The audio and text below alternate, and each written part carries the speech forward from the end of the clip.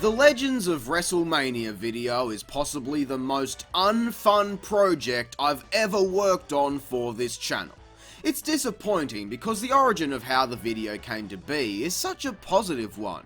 After my first adventure with the Macho Man back in August of 2017, it was the first time my dad actually sat down to watch one of my videos, and even though he didn't fully understand the concept, he laughed his ass off and has since understood and appreciated why I put so much work into this. That video has since been replayed to what seems like the entire family at this point. So from that positive reception and the good vibes online, along with just how much fun I had making it, I knew I wanted to make some more. Since the previous was uploaded in time for SummerSlam that year, I figured the next logical step was a WrestleMania episode to try and hit the topic while it was hot. But from the very beginning, I didn't know what I wanted to play. It needed to be something I could relate back to Macho, but unfortunately, a lot of the more retro games were already covered on AVGN. So to me, that's red hot. Stay away from it to avoid people thinking I was simply copying his video. Which is kind of ironic really. James's video followed mine by less than 2 months and hit a lot of the same notes. But with Cinemassacre's already built-in fanbase getting his out-of-touch same old shit video blasted to the moon, while mine barely got any attention due to non-advertiser friendly strikes and such, I'll admit it did dampen my spirit. But nevertheless, I wanted to do something, and after looking for what games would work, the only conclusion I could come to was Legends of WrestleMania. My personal history with this game is pretty strong. I originally played it back in my achievement hunting days, as wrestling games were always an easy completion, and at the time, I was big into wrestling games as well, so to play such a poor excuse for one really shit me. This is an old screamer of mine. I threw controllers and had fits to this, so I always wanted to do something with it. When I put the game in to replay it, the first session was awful. Not because of the game, but because the game was giving me nothing to work with. I honestly considered cancelling the video or trying to find something else to talk about, which wasn't going to happen. I'm glad I put it in the next day and kept working because I eventually remembered why I hated it so much to begin with. While playing through the game, I needed to come up with a new Macho outfit. The reason I picked the character originally was for his many years of totally wild outfits, so that I'd always have something new to show off in the videos. The WrestleMania 7 outfit from last time was pretty simple actually, only 2 colours, looks nice and clean, even a bit regal. So to contrast that, I wanted something super bright, either yellow or fluorescent green. With a quick Google search, I found this image circa 1992. It was used on promotional material for SummerSlam of that year, but I was lucky enough to find some footage of it actually being worn on a UK tour. This helped me get a 3D look at it. Not as historically or personally as important as the Mania 7 one, but it was exactly the contrast I needed. Finding all the items was done in a single session. Black chef's jacket, white shirt, white pants, a hat, I'm much happier with the hat this time, a pair of glasses, various paints, yellow streamers, and some green masking tape.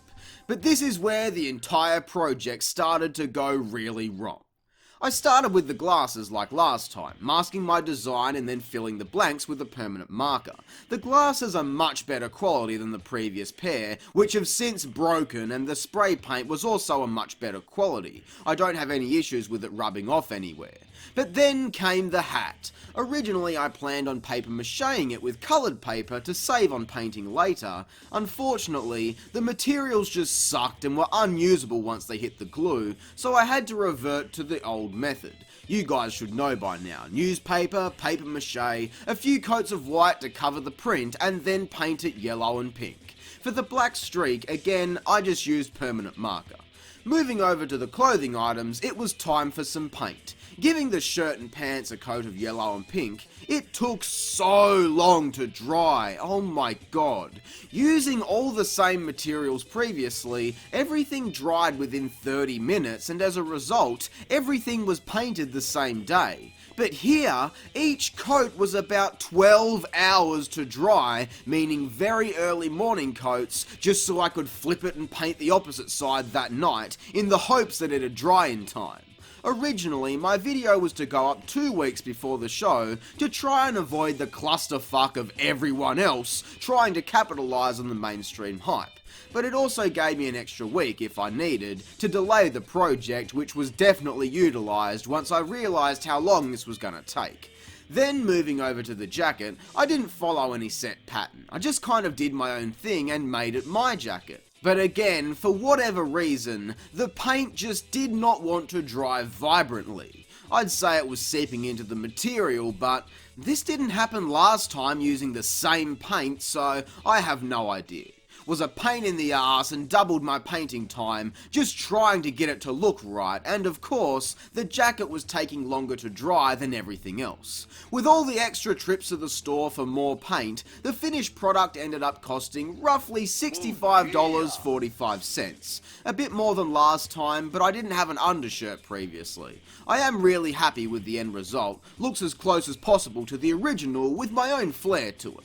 While waiting on this stuff to dry, I was getting the script done. I knew from the very start that I'd be unavoidably competing against the previous episode, so at the very least, I wanted this one to be different. I still wanted the story of the video to be two friends bickering over the game they're playing, but since this is focused on one game instead of 4, I was able to really get into that. Coming off of Wii Fit, I figured I'd start the video with Macho helping to train Jack, which serves as a quick start to the action.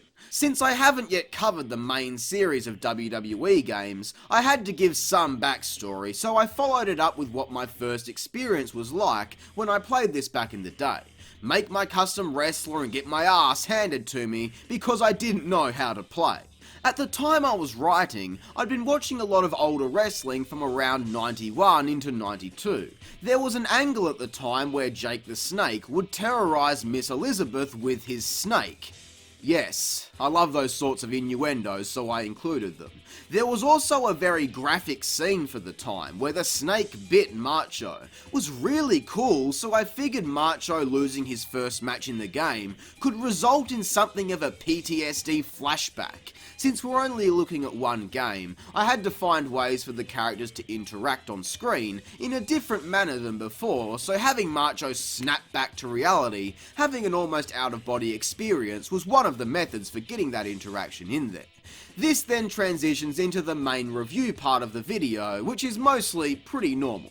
During the same angle back in the day, Macho cut this amazing interview where he was distraught for not protecting Elizabeth from the snake. He's absolutely mental during this, and out of nowhere, breaks down crying and starts blaming himself for what happened. You can see I took some strong influence from that. Macho is such a wild character that I love the idea of him going from supportive, to beating me up, to being my mate, then just breaking down and blaming himself for the game being awful, then back to happy for the mobile port. Like, how many different emotions can we hit in a single video? I think it helped greatly in distancing itself from the original Bad Wrestling Game episode, where Macho was just an optimistic dummy the entire time. Having both characters hit their own highs and lows throughout the video is important for establishing the reality. I was stuck on the ending of the video for an entire week, but I got it figured out in the end. Not the best ending to a video, but I just like teasing a heap of stuff all at once so that people have no idea where I'm going next. So with the script done came time to shoot. By now, I was sick of this project. In my time, I've learnt that the sign of a good video is when you're sick of looking at it by the time there is a finished product.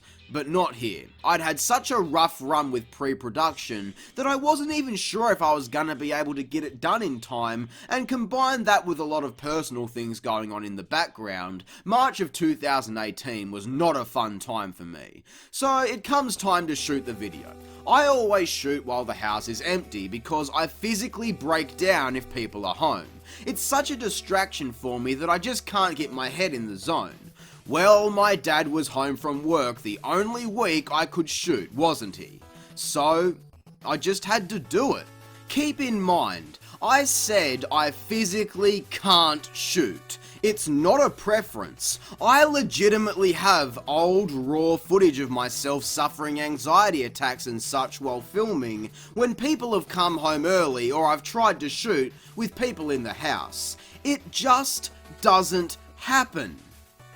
But this time it did. I don't know if it was just the pure drive in the back of my mind that this had to happen, or the past fortnight of pain and frustration would have all been for nothing, or if maybe I'm finally outgrowing this issue, but yeah, got all of Square Eye Jack's stuff shot with my dad home the entire time, and it all turned out pretty good. It was the first time working on this that I was actually able to enjoy myself. Shame it was also the last time. I've been struggling to get this video done because I didn't know how I wanted to word myself. So for this next part, I'll just say that my dad and I like to lock horns from time to time. The worst of these ever happened the day before I had to shoot Macho's stuff, so I really wasn't in the mood. We'll just leave it at that for now. So with the absolute last day I had to shoot, I did Macho's stuff. I'd repaired my previous beard and touched it up. To keep it on, I decided to experiment with some spirit gum, bringing the total cost of this video to $83.40. That shit is expensive, and the worst part is, it was fucking useless to me. At first, the beard stayed on, but it gets so hot and so sticky in this room that it was like breathing water. The humidity is like living in the tropics. It's awful, and I'm not used to it. The white coat of paint on the hat wanted to liquefy, and of course, the beard glue would not stay sticky.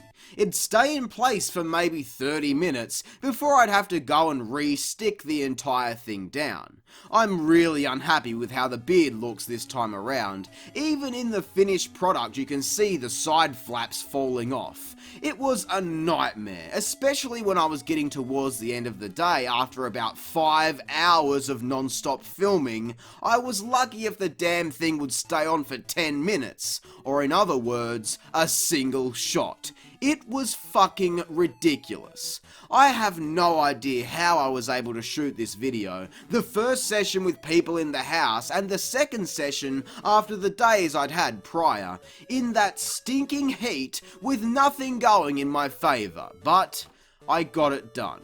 Some of the green screen shots didn't line up as well as I'd have liked, but I was just glad the thing got done in time. Not to sound vain, but I'm normally fairly confident in my own ability. I'm always happy with everything I upload for you guys, but man, watching the finished product back before uploading, I wasn't impressed. I didn't think it was my best work, I was annoyed with a lot of stuff that didn't work, and even after all of that, I questioned myself on even uploading it in the end. I did it anyway, just out of frustration for the month I'd had working on it, not wanting to see that go to waste. But yeah, Jack's not a happy boy with this one. I'm glad everyone who watched enjoyed it though, and thanks for all the positive feedback. I don't know why, but it just felt like every single thing that could have gone wrong with this happened to go wrong. Then throw in some off-screen drama and my wild mental stability throughout the entire process, it was very easily the most unfun video I've ever made. It's not the most work I've ever had to put into a video, but it was certainly the most uncooperative circumstances to date. Still, I need to give a huge thank you to everyone who supports the channel on Patreon. Not only is it thanks to you that I can even have a budget on some bigger projects like this one, but you're also keeping the entire channel around and functioning. I might push myself over the line sometimes with how much work I put into some of these, but I'm a very driven person who always needs something to do, and I'm always looking to outdo myself, so having such a dedicated audience to perform for means the world to me. So I hope the final product in the eyes of all of you guys was at least up to scratch. I hope you enjoyed this behind the scenes look into the project, and I hope you have a great fucking day. Thanks for watching. Even this fucking video is a nightmare. The fucking computer crashed halfway through. I nearly lost half my audio. That's how much fucked this project has been. Thank God it's over with now. Jesus Christ.